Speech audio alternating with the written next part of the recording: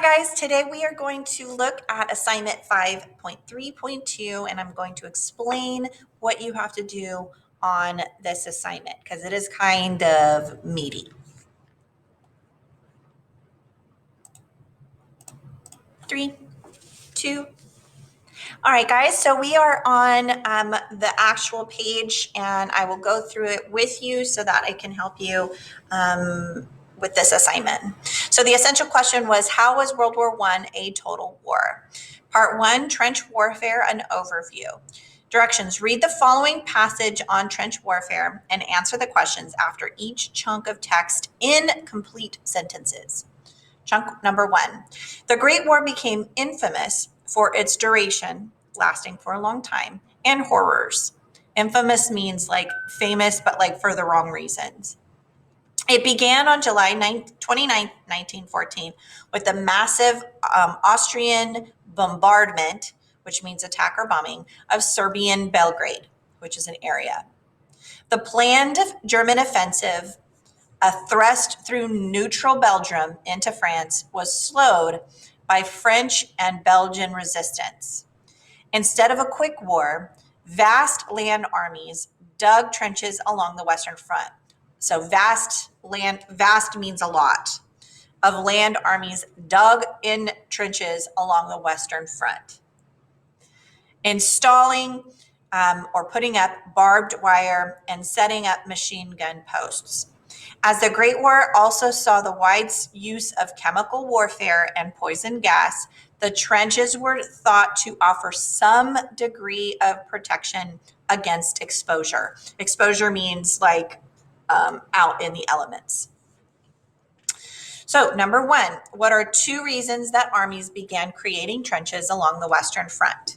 Based on what we just read and my explanation, what were 2 reasons that armies began creating trenches along the Western Front? All right, chunk number 2. If you want, you can pause and answer the chunk number 1 and then come back to chunk number 2.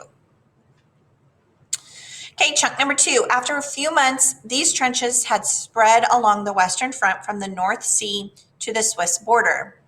Soldierly life in the trenches, a combination of boredom, dampness, vermin, which means rats, and disease, was punctured by the terror of having to go over the top into no man's land.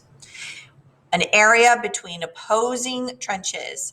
Opposing means opposite, so the bad guy is on the other side.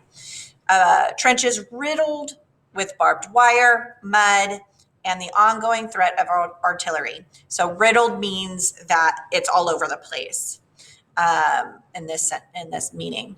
So trenches riddled, so a bunch of it with barbed wire, mud, and the ongoing threat of artillery and machine gun fire. So artillery is guns and weapons and whatnot.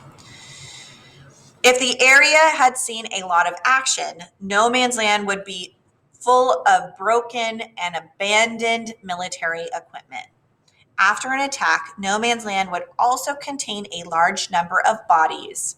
Advances across no man's land were always very difficult. Not only did the soldiers have to avoid being shot or blown up, they also had to cope with barbed wire and water-filled shell holes. By 1915, the war had ground to a gruesome standstill. So in 1 year's time, the war had basically no side could take no man's land.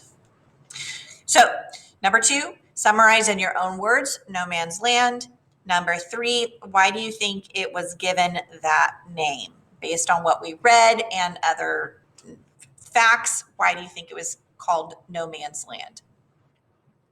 All right, take a pause, answer these questions, and we'll come to number 3. All right, chunk number 3, trench warfare proved to be highly ineffective, which means it didn't work, and often led to mass casualties, a lot of casualties. Now remember, casualties means not just wounds, but also, not just death, but wounds. So wounds mean like losing an arm, getting burned, blinded,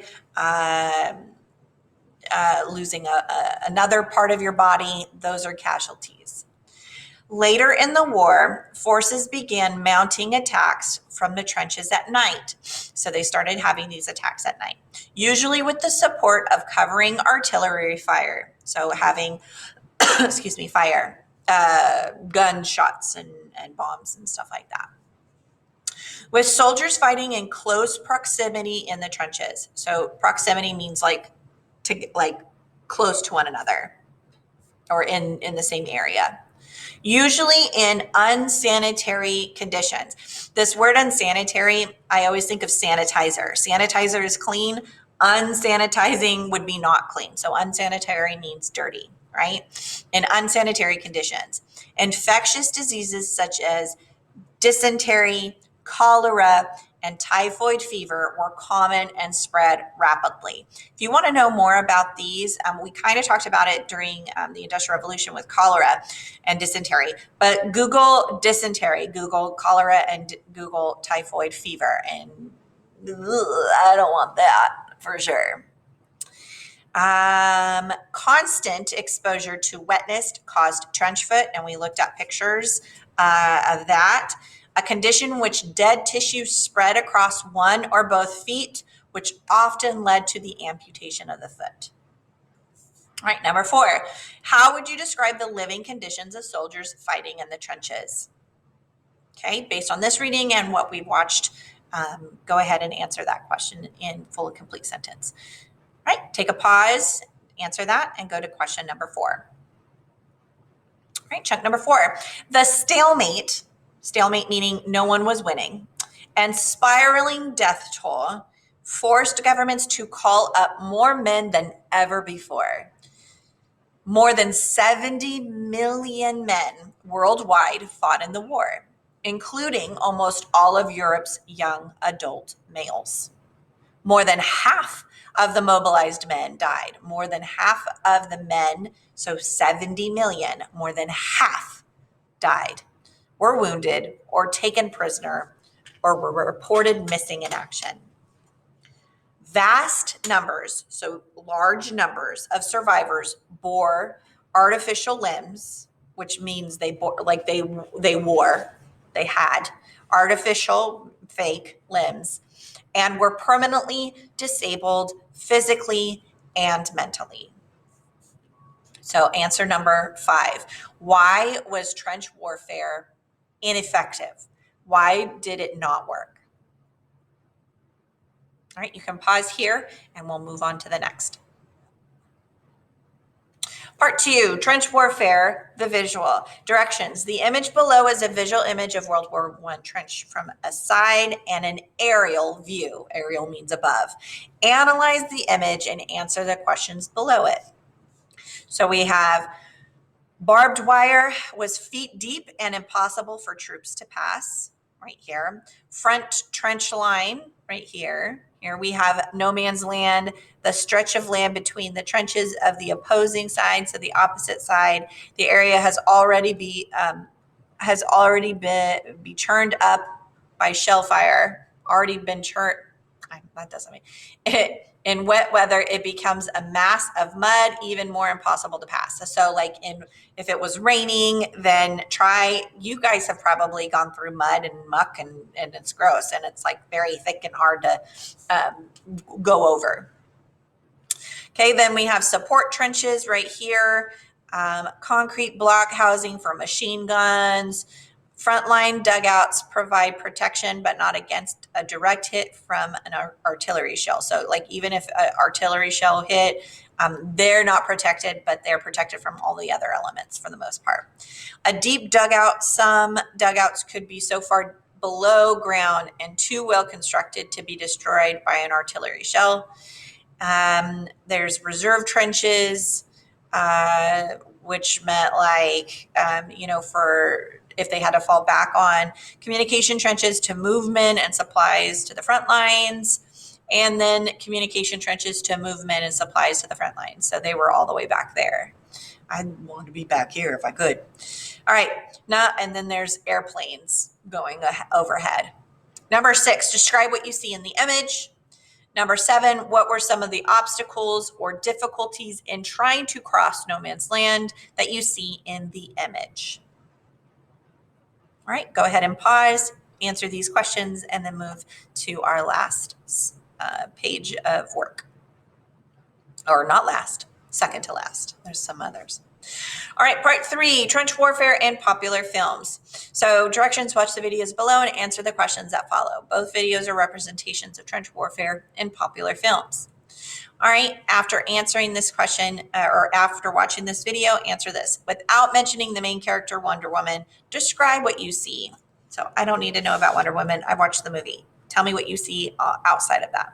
Number 9, do you think the scene is a good description of no man's land? Use evidence from the scene to support your answer. So agree or disagree. So you're telling me if you think it's a good description of no man's land. If it is, tell me why.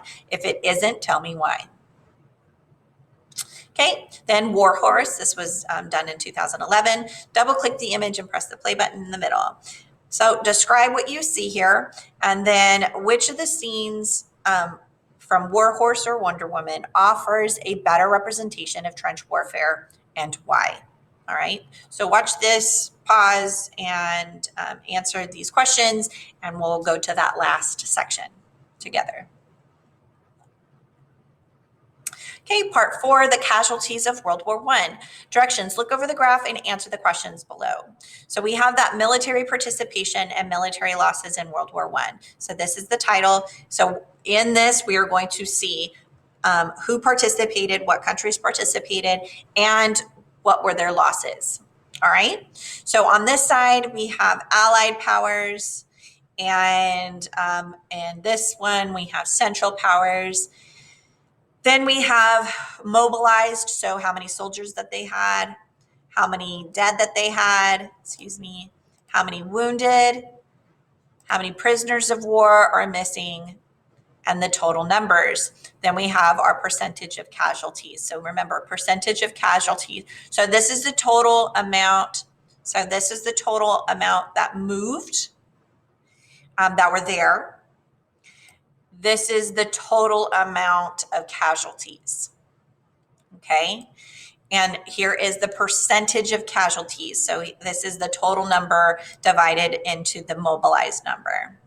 Okay. So for example, Russia and the Allied powers had 15,798,000 soldiers mobilized, went to the war front. Out of those, almost 16 million, 1.8 million died, almost 5 million wounded, 4.9 wounded, and there were prisoners of war that never came home, 2.5. So out of that, there is a total of 9 million that are casualties of war. That is almost 60% of their soldiers. Okay, so you're going to look at those grand totals. So this is the Allied powers, Central powers, and look at those totals and answer those questions. What do these numbers on the table represent?